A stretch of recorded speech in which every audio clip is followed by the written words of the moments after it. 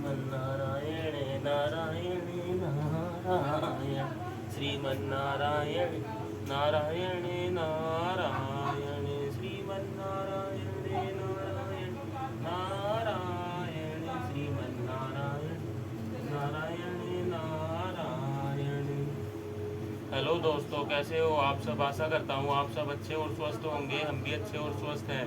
सभी दोस्तों को नारायण नारायण नारायण। आज हम महाशिव पुराण की मुक्ति के साधन का जो तीसरा भाग है, आज हम उसको पढ़ेंगे। चलो अब हम शुरू करते हैं। जय हो महाशिव पुराण की जय। जय हो ब्रह्मा विष्णु महेश की जय।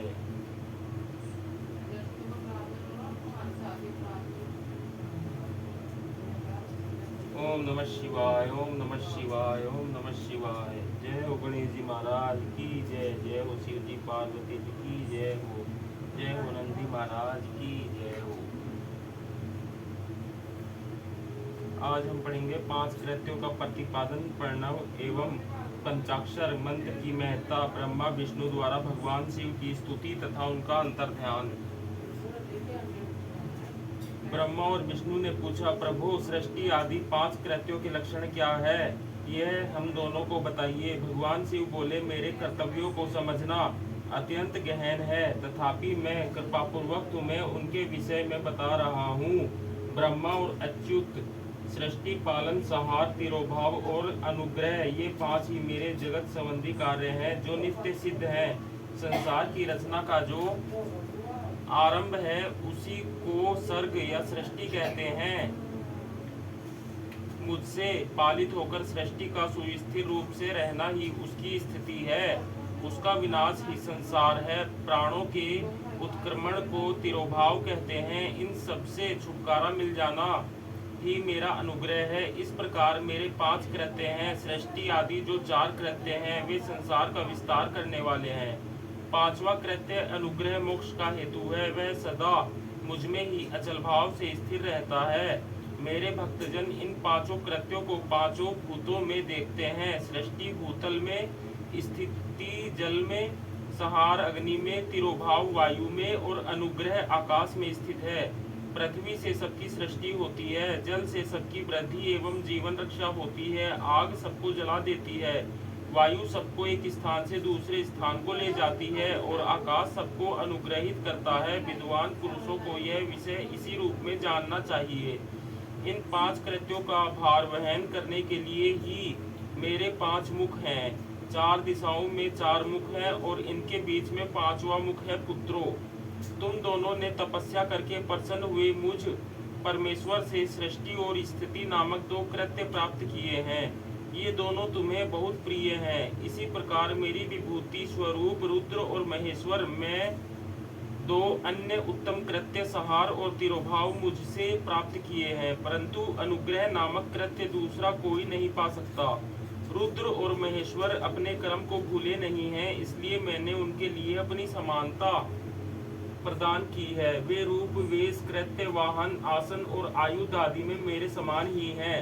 मैंने पूर्व काल में अपने स्वरूप भूत मंत्र का उपदेश किया है, जो ओंकार के रूप में प्रसिद्ध है। वह मंगलकारी मंत्र है। सबसे पहले मेरे मुख से ओंकार प्रकट हुआ, जो मेरे स्वरूप का बोध कराने वाला है। ओंकार वाचक है और मैं वाच्य हूँ।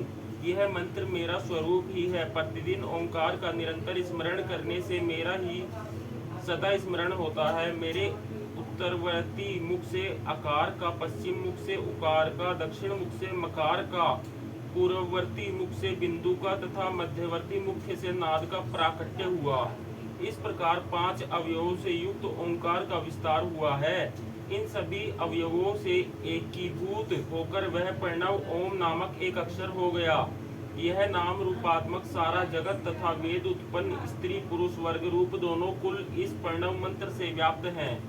यह मंत्र शिव और शक्ति दोनों का बोधक है। इसी से पंचाक्षर मंत्र की उत्पत्ति हुई है, जो मेरे सकल रूप का बोधक है।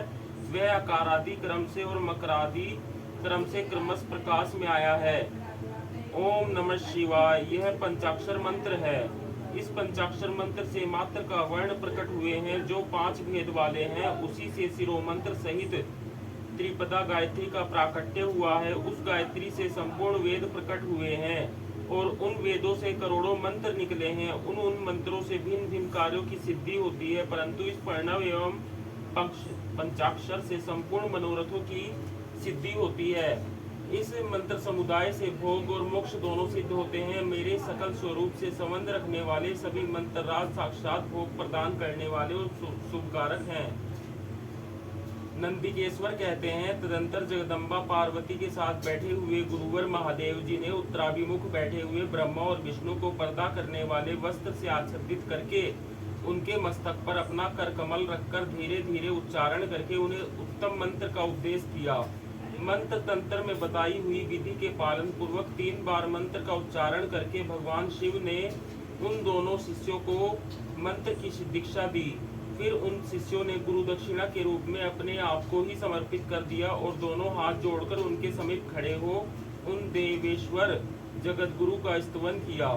ब्रह्मा और विष्णु बोले, प्रभु आप निष्कल रूप हैं, आपको नमस्कार है। आप निष्कल तेज से प्रकाशित होते हैं, आपको नमस्कार है। आप सबके स्वामी हैं, आपको नमस्कार है। आप सर्वात्मा को नमस्कार है अथवा सकल स्वरूप, आप माहेश्वर को नमस्कार है। आप प्रणव के वाचार्थ हैं, आपको नमस्कार है। आप प्रणवलिंग वाले हैं, आपको नमस्कार है। सृष्टि पालन सहार तिरोभाव और अनुग्रह करने वाले, आपको नमस्कार है। आपके 5 मुख हैं, आप परमेश्वर को नमस्कार है। पंच ब्रह्मा स्वरूप 5 कृत्य वाले, आपको नमस्कार है। आप सबके आत्मा है, ब्रह्मा है। आपके गुण और शक्तियां अनंत है, आपको नमस्कार है। आपके सकल और निष्कल 2 रूप हैं, आप सद्गुरु एवं शंभु हैं, आपको नमस्कार है। इन पदों द्वारा अपने गुरु महेश्वर की स्तुति करके ब्रह्मा और विष्णु ने उनके चरणों में प्रणाम किया।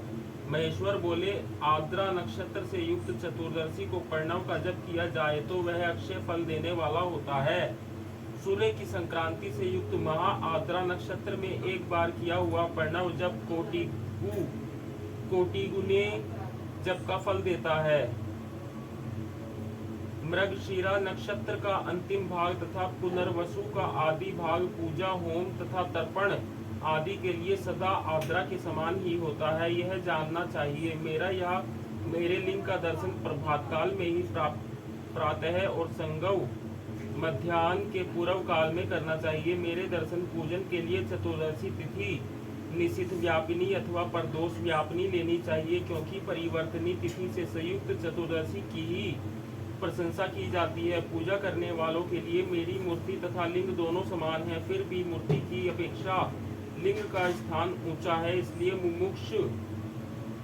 मुमुक्षु पुरुषों को चाहिए कि वे मूर्ति से भी श्रेष्ठ समझकर लिंग का ही पूजन करें। लिंग का ओंकार मंत्र से और वैर का पंचाक्षर मंत्रों से पूजन करना चाहिए। शिवलिंग की स्वयं ही स्थापना करके अथवा दूसरों से भी स्थापना करवाकर उत्तम द्रव्यमय उपचारों में पूजा करनी चाहिए, इससे मेरा पद सुलभ हो जाता है। इस प्रकार उन दोनों शिष्यों को उपदेश देकर भगवान शिव वहीं अंतर्ध्यान हो गए। जय हो शिव जी महाराज की जय। भूल चूक हो गई, क्षमा करना। सभी दोस्तों को नारायण नारायण नारायण। आज के लिए इतना ही। कल हम सुनाएंगे आपको शिवलिंग की स्थापना, उसके लक्षण और पूजन की विधि का वर्णन तथा शिव पद की प्राप्ति कराने वाले सत्कर्मों का विवेचन। आज के लिए इतना ही। जय हो शिव जी महाराज की जय। जय हो पार्वती जी की जय। जय हो नंदी महाराज की जय। नारायण नारायण नारायण। जय हो ब्रह्मा विष्णु महेश, आपकी सदा ही जय जय होए। ओम नमः शिवाय, ओम नमः शिवाय, ओम नमः शिवाय, ओम नमः शिवाय, ओम नमः शिवाय, ओम नमः शिवाय, ओम नमः शिवाय, ओम नमः शिवाय, ओम नमः शिवाय, ओम नमः शिवाय, ओम